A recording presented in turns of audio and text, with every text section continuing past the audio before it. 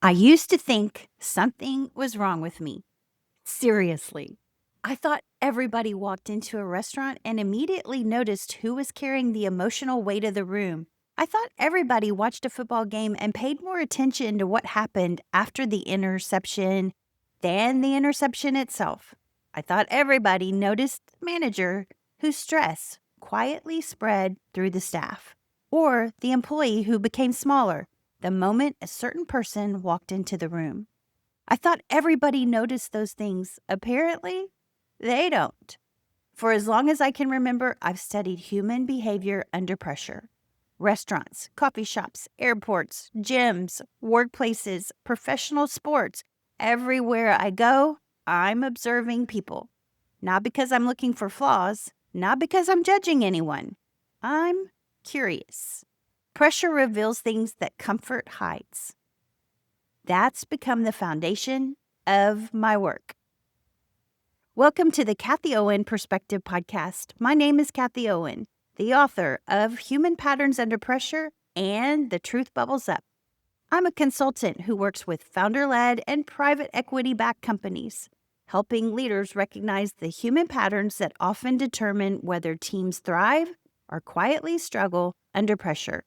I call it human diligence. For more than 2 decades, I've studied leadership, emotional regulation, workplace dynamics, and the subtle behaviors that spreadsheets and dashboards rarely reveal. My work isn't about labeling people, it's about understanding the patterns that emerge when uncertainty, stress, and responsibility collide. Every week on this channel, we explore leadership, human behavior, emotional regulation, and the hidden dynamics that shape our relationships, our workplaces, and our lives. So if you're someone who's fascinated by people, leadership, or simply wants to understand yourself a little better, you're in the right place. Let's get into today's episode. One of my favorite places to study human behavior under pressure might surprise you. I watch the Netflix series Quarterback.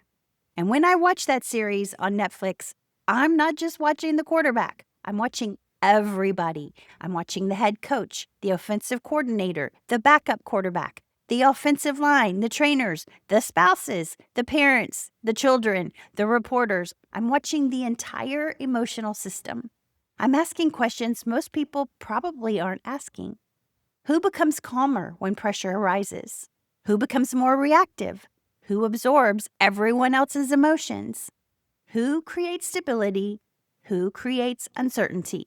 How one person's emotional state ripples through everyone around them.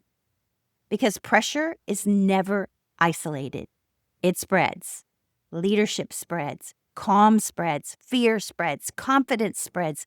That's what fascinates me. Football just happens to be the environment where I get to watch it unfold. And here's something I've learned about myself. Watching other people is actually easier than watching my own life. Because when I'm watching quarterback, I'm not emotionally involved. That matters. I'm not rooting for one person because they're my family. I'm not trying to fix anybody. I'm not trying to protect anyone. I'm simply observing. In fact, most of those quarterbacks are not from my favorite team. But I gotta admit, that's when my thinking is at its clearest. It's why my consulting comes naturally to me. When I walk into a company, I don't already have years of emotional history with the people I'm observing. I'm not trying to prove anyone wrong, and I'm not trying to defend anyone. I'm looking at the system. Where has accountability quietly drifted? Who's carrying more than they should? Where has fear replaced honest conversation? Which behaviors are being rewarded? Which ones are quietly being tolerated? Where is the leader unintentionally shaping the emotional climate? I'm not looking for bad people. I'm looking for patterns because systems create patterns and pressure reveals them. But this did not begin in business. It began when I was a little girl. My mom struggled with severe anxiety, and if you've ever lived with someone whose nervous system stayed activated most of the time, you know anxiety is not private It is contagious.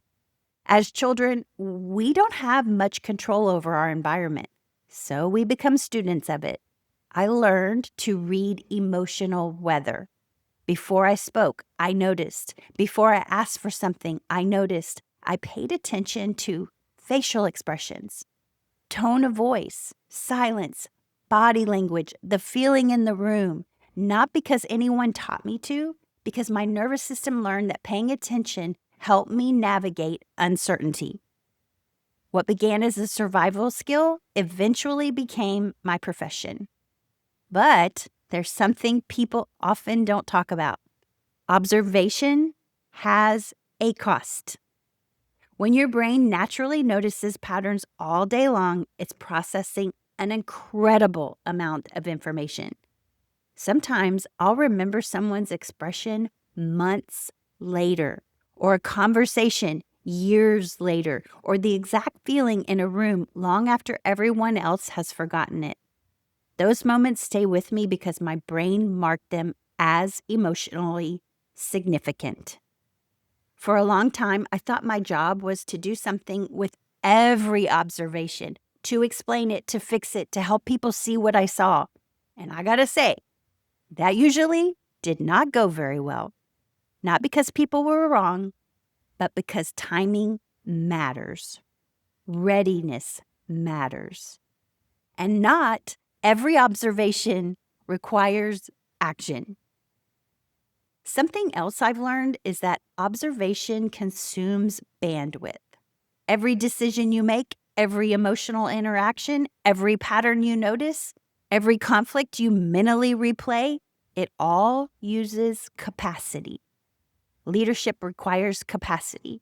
Relationships require capacity. Good decisions require capacity. If we never replenish it, eventually we stop seeing clearly. We don't lose intelligence, we lose perspective. This may be the biggest lesson I've learned. When I'm emotionally involved, I am inside the maze. When I'm inside the maze, every turn feels urgent. Every emotion feels so important. Every interaction feels very personal. That's what happens to all of us. Pressure narrows our attention.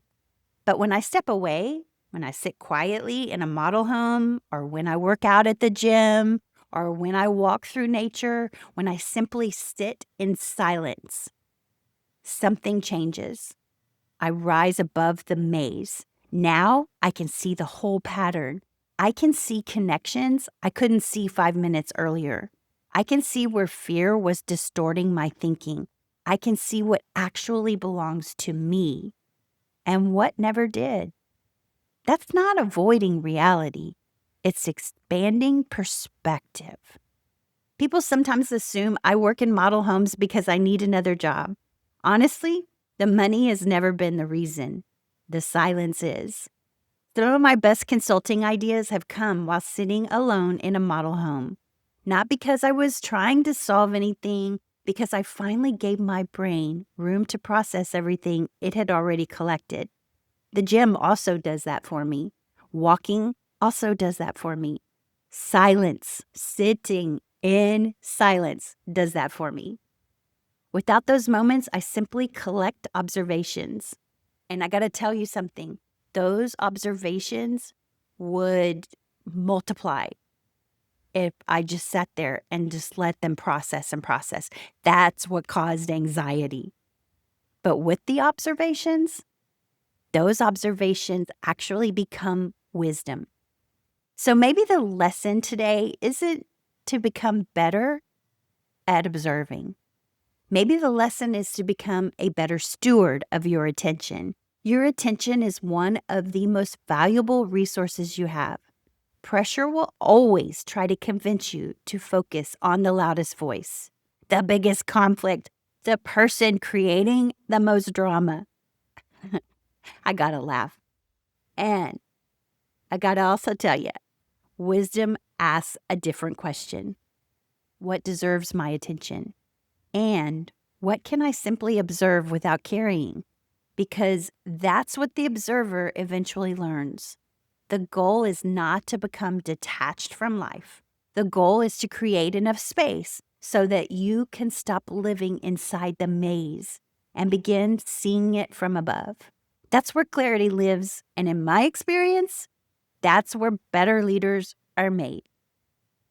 If this conversation resonated with you, I don't want it to end here. Every episode I create is paired with a companion blog post where I go deeper into the ideas we discussed today.